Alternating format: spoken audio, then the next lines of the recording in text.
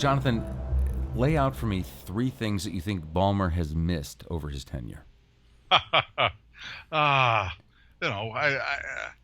I'd say number one, I think in the whole mobile device thing that capitulating to the carriers was probably not probably was a mistake.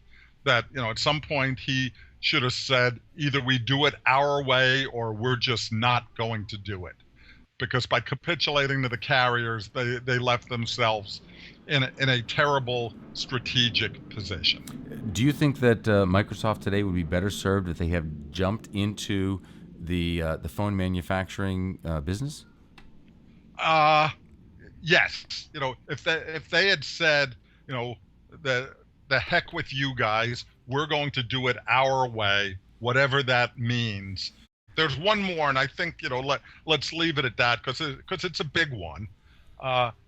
We talked about this, Microsoft, and when I first started covering Microsoft as an analyst in 1987, they were the champion of the end user. They went and said, we're going to equip you end users with the tools and technologies that enable you to thumb your nose at the IT organization.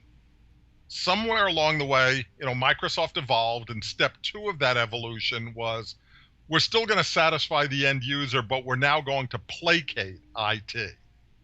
We're going to do enough to make our devices and applications and so on be good citizens in a corporate environment so that we can empower the end users and, oh, by the way, extend their reach and impact and functionality in the enterprise. Somewhere along the way, I think Ballmer lost sight of that end user, that the enterprise became so lucrative that they said, okay, we're going to now please IT and merely placate the user.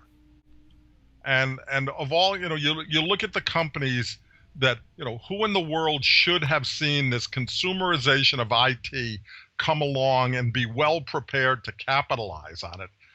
Microsoft, under the old vision, and I won't say Gates would have seen this one coming, because he certainly kept his fingerprints on the company, and is bought off on the vision as chairman of the board and so on.